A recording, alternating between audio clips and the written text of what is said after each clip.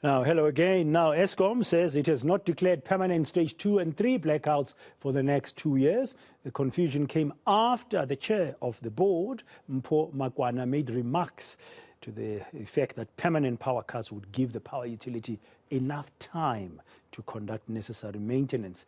Meanwhile, stages 3 and 4 blackouts will be maintained today.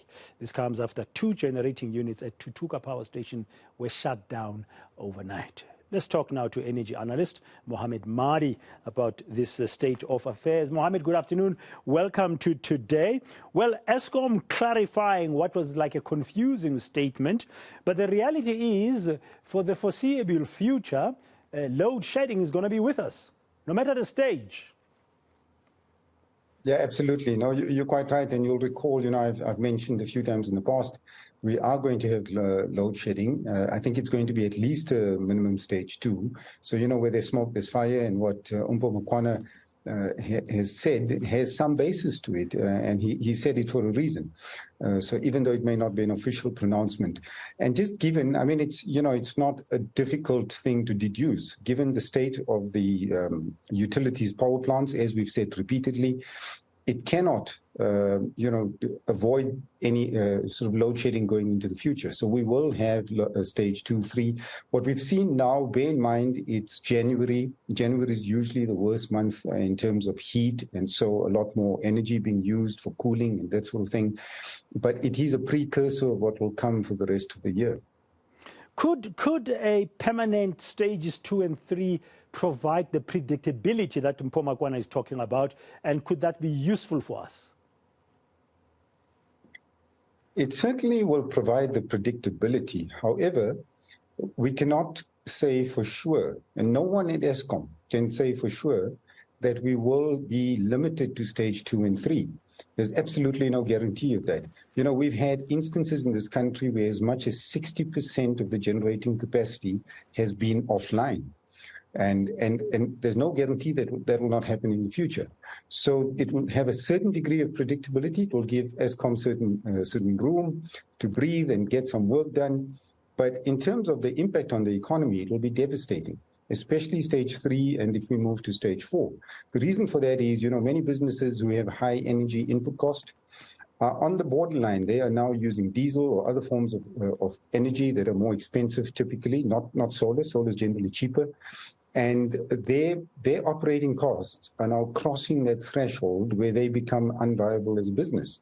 And unfortunately, it affects many large businesses who are significant employers in the country. So it's definitely not going to be good for the country. The solution is elsewhere, and it's not in those stage 2 and 3 permanent load shedding. Yeah, and one wonders how long the solution will come. Just listening to President Ramaphosa earlier, addressing the ANC Provincial Executive Committee in KwaZulu-Natal. He said, we are not making excuses. I'm just explaining to you what is the state of play. But we've known this state of play for some time. So you see, that's exactly right. And I think it goes back to one of the points I made before as well, that you need a certain degree of understanding and expertise within government officials, the politically appointed government officials who are responsible for the energy sector. Now, despite all of Eskom's woes and the fact that it's going to take a very long time to fix Eskom and a huge amount of money, there is one particular process within Eskom, and that is the process by which new generation is brought online. That process is very long. It's tedious, it's inordinately bureaucratic, and that particular process is where the focus needs to be on to shorten it.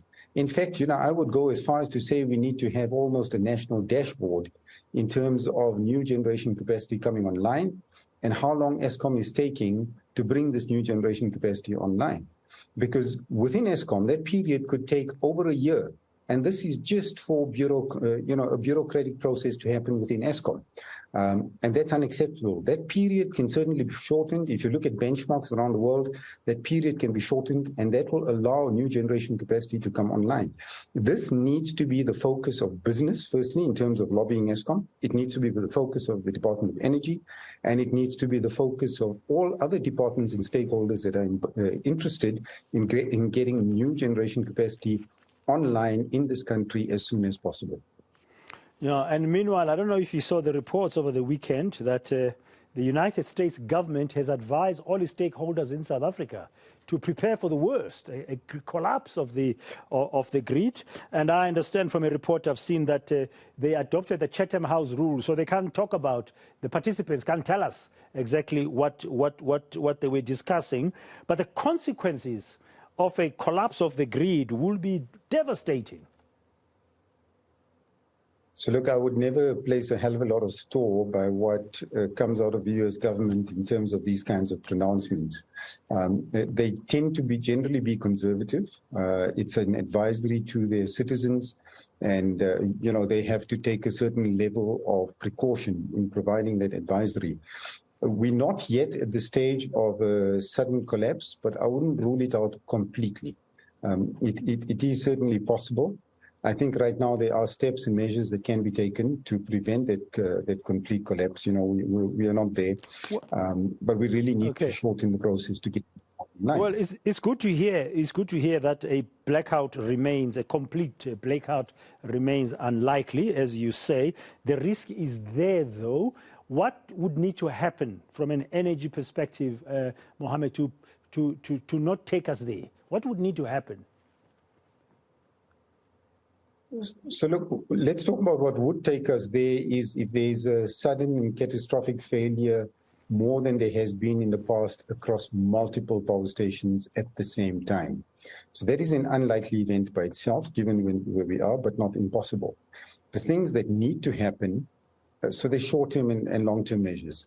The short-term measures that need to happen is Eskom needs to be able to take those actions that it needs to do, the maintenance, etc., on those power stations to ensure that these kinds of failures do not occur. But a lot of that, unfortunately, or some of that is out of Eskom's control, simply because of the age of the power plants.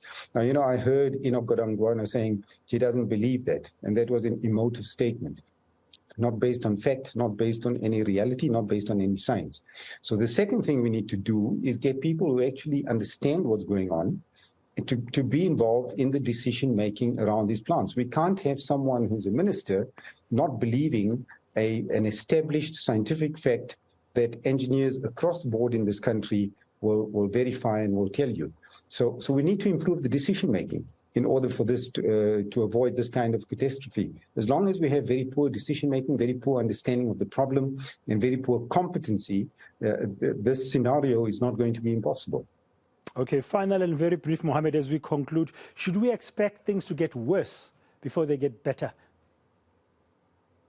Unfortunately, yes, because the steps that I spoke about, shortening the process for new generation, and the steps of improving the decision-making capability in the country, those steps are not being very forcefully addressed, in some cases being avoided completely, and we still have political expediency being the overriding decision-making factor in this country, even, unfortunately, in a serious energy crisis that we are. So, it is going to get worse, in my opinion.